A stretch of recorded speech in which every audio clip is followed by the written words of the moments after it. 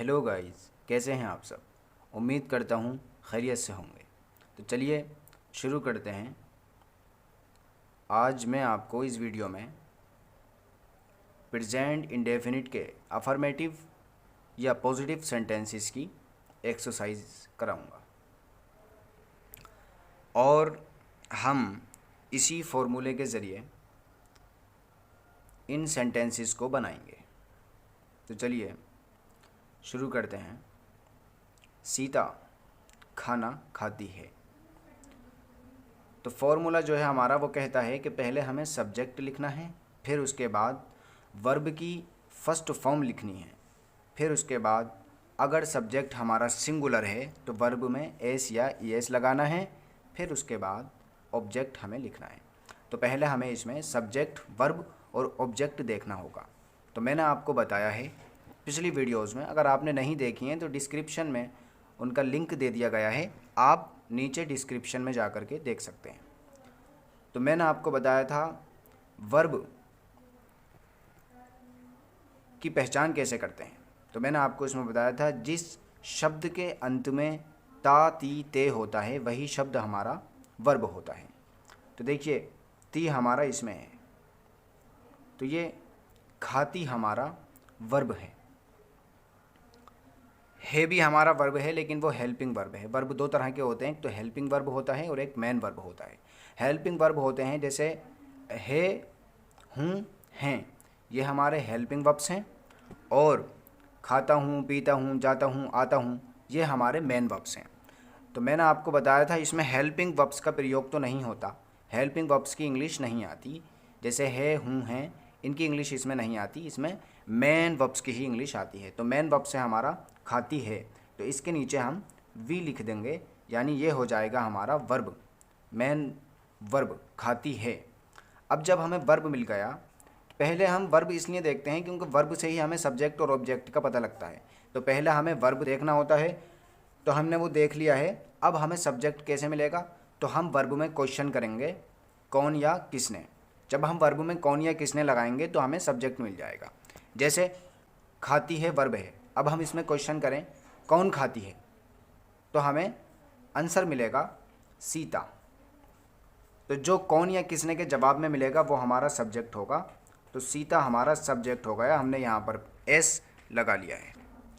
अब देखिए हमें सब्जेक्ट भी मिल गया और वर्ब भी मिल गया। अब हमें ऑब्जेक्ट देखना है, तो हमें ऑब्जेक्ट भी वर्ब से ही मिलता है, लेकिन सब्जेक्ट के लिए हमें वर्ब में कौन या किसने लगाना पड़ता है और ऑब्जेक्ट के लिए क्या लगाना पड़ता है। तो खाती है, क्या खाती है, तो आंसर आएगा खाना। जो क्या के जवाब में आएगा वो हमारा ऑब्जेक्ट होगा, ओ से ऑब्जेक्ट। ठीक है, तो हमें सब्जेक्ट भी मिल गया, ऑब्जेक्ट भी मिल गया और वर्ब भी मिल गया। तो हमें इसको इंग्लिश में कन्वर्ट करने के लिए यही तीन चीज़ें चाहिए थी और तीनों चीज़ें हमें मिल चुकी हैं। चलिए अब हम फॉर्मूले के मुताबिक इसको बना देते हैं। तो पहले हमें सब्जेक्ट लिखना है फॉर्मूले के मुताबिक। सब्जेक्ट हो गया हमारा सीता, तो हम यहाँ पर लिख देंगे सीता, SEETA, सीता। अब हमें सेकंड नंबर पर लिखना है वर्ब, वर्ब की फर्स्ट फॉर्म, और वो भी मेन वर्ब। हेल्पिंग वर्ब्स हमारा ये है, इसकी अंग्रेज़ी इसमें आती नहीं है, इसको हम रहने देंगे। खाती है, तो खाती है की इंग्लिश आती है ईट, EAT, ईट। अब देखिए आगे है, यहाँ पर हमें इसमें एस या ईएस लगाना है। तो एस या ईएस वहाँ पर लगता है जहाँ सब्जेक्ट सिंगुलर होता है, यानी एक वचन होता है, यानी सब्जेक्ट अकेला होता है। अब सीता यहाँ पर अकेली है, एक वचन है, इसलिए हम वर्ब में एस लगाएंगे। तो ये हो जाएगा हमारा एस लगकर ईट्स, तो ये हो जाएगा सीता ईट्स। अब हमें लिखना है थर्ड नंबर पर ऑब्जेक्ट। ऑब्जेक्ट है हमारा खाना, तो खाने की इंग्लिश आती है फूड। हम यहाँ पर लिख देंगे द फूड और फुल स्टॉप लगा देंगे। तो ये हमारा सेंटेंस बन करके तैयार हो जाएगा। Sita eats the food, Sita खाना खाती है, यह हमारा सेंटेंस बन गया। इसको आप नोट कर लीजिए, मैं इसको इरेज कर रहा हूँ। अब हम इसी तरह अगला सेंटेंस बनाएंगे। इसी तरह अब हम दूसरा सेंटेंस बनाएंगे। तो दूसरे सेंटेंस में भी पहले हम वर्ब देखेंगे, और वर्ब वही होगा जिसमें ती, ता और ते होगा। तो इसमें ती देखिए, इसमें है गाती, गाती है, यह हमारा पूरा वर्ब है। इसको पूरा मान के चलेंगे। गाती है यह हमारा वर्ब हो गया, गाती है। हालांकि है की इंग्लिश आएगी नहीं, लेकिन मान करके चलेंगे हम, जैसे यही हमारा पूरा वर्ब है, गाती है। अब हम इसमें क्वेश्चन करेंगे, गाती है कौन? तो हमें आंसर मिलेगा गीता। तो जो आंसर में मिलेगा कौन के आंसर में, वो हमारा सब्जेक्ट हो जाएगा। और अब हमें ऑब्जेक्ट देखना है। तो गाती है में हम क्या लगाएंगे? गाती है, क्या गाती है? तो हमें आंसर मिलेगा गाना। जो क्या की जवाब में मिलेगा वो हमारा ऑब्जेक्ट हो जाएगा। तो देखिए, हमें सब्जेक्ट भी मिल गया, ऑब्जेक्ट भी मिल गया और वर्ब भी मिल गया। तो हम पहले नंबर पर सब्जेक्ट लिखेंगे, दूसरे नंबर पर वर्ब लिखेंगे और तीसरे नंबर पर ऑब्जेक्ट लिखेंगे। ठीक है। तो अब यहाँ पर सेंटेंस बनाने की जगह नहीं बची है, इसलिए मैं इसको इरेज कर रहा हूँ, फिर हम सेंटेंस बनाएंगे। तो गीता हमारा सब्जेक्ट है, तो पहले नंबर पर हम लिखेंगे गीता, GEETA,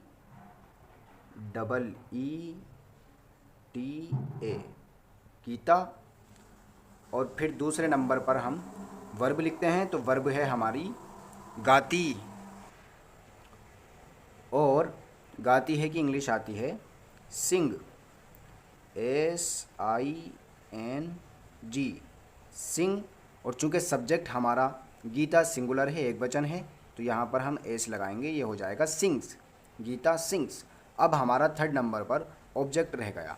ऑब्जेक्ट है हमारा गाना, और गाने की इंग्लिश आती है द सॉन्ग,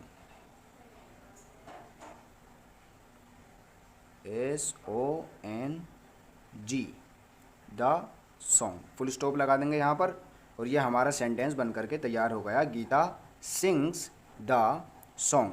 अब चलिए इसी तरह दूसरा सेंटेंस बनाते हैं।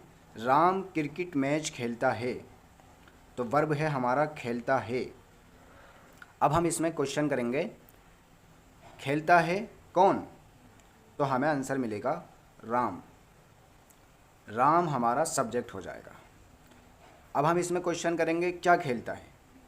तो क्या के जवाब में हमें मिलेगा क्रिकेट मैच, और जो क्या के जवाब में मिलेगा वो हमारा ऑब्जेक्ट हो जाएगा। फर्स्ट नंबर पर हम सब्जेक्ट को लिखते हैं, दूसरे नंबर पर वर्ब को लिखते हैं, और तीसरे नंबर पर ऑब्जेक्ट को लिखते हैं। तो फर्स्ट नंबर पर हम सब्जेक्ट लिखेंगे Ram, RAM, Ram.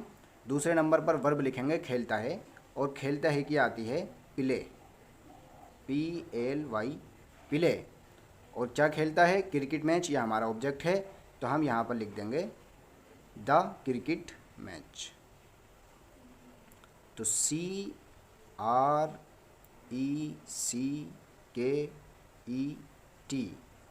Cricket.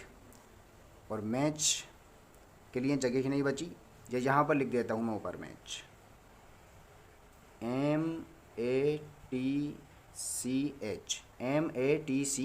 MATCH, और फुल स्टॉप लगा देंगे। आप जब अपनी कॉपी पर लिखें साथ में ही नोट कर लेना, जगह नहीं थी इसलिए मैंने ऊपर लिख दिया है। तो चलिए इसी तरह आप चौथा सेंटेंस बनाएंगे हम अपना। चौथा सेंटेंस बहुत इम्पोर्टेंट है हमारा, इसको ध्यान से देखिए। सीता और गीता पार्क में टहलती हैं, वर्ब है हमारा टहलती हैं।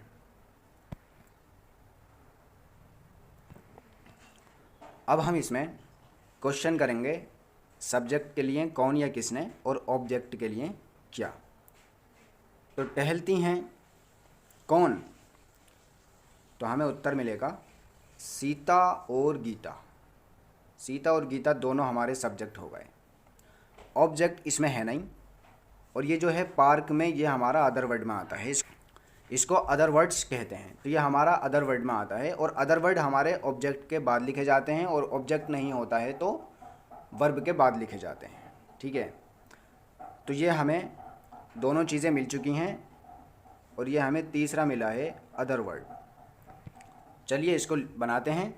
सब्जेक्ट हो जाएगा हमारा सीता और गीता, तो हम इसको लिखेंगे सीता एंड, यानी AND एंड गीता।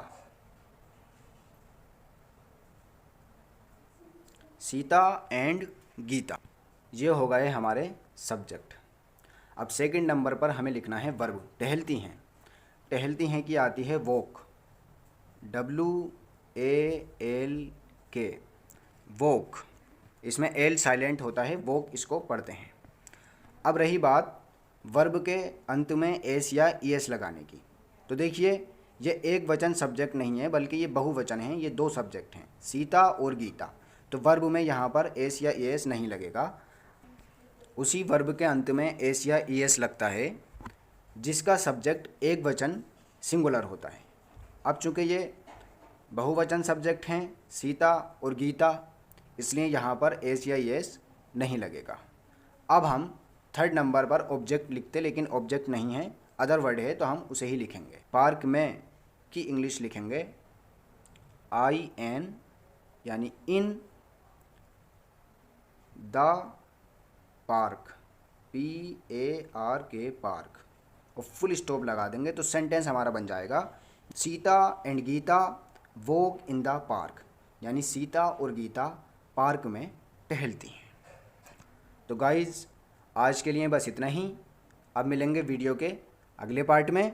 अगर आपने अभी तक चैनल को सब्सक्राइब नहीं किया है तो उसको सब्सक्राइब कर लीजिए, लाइक कीजिए, कमेंट्स कीजिए, और अगर कोई डाउट है तो कमेंट्स में पूछिए, उसको ज़रूर सॉल्व किया जाएगा। गाइज़ ये वाला जो हमारा सेंटेंस है, राम क्रिकेट मैच खेलता है, इसमें दरअसल एक मिस्टेक हो गई है। राम प्ले लिख दिया है मैंने, जबकि यहाँ पर प्लेज होता, क्योंकि राम सिंगुलर है, एक वचन है, इसलिए इसकी वर्ब में एस लगता, प्लेज होता ये। सो आप इसको सही कर लीजिएगा। Thank you so much for watching the video.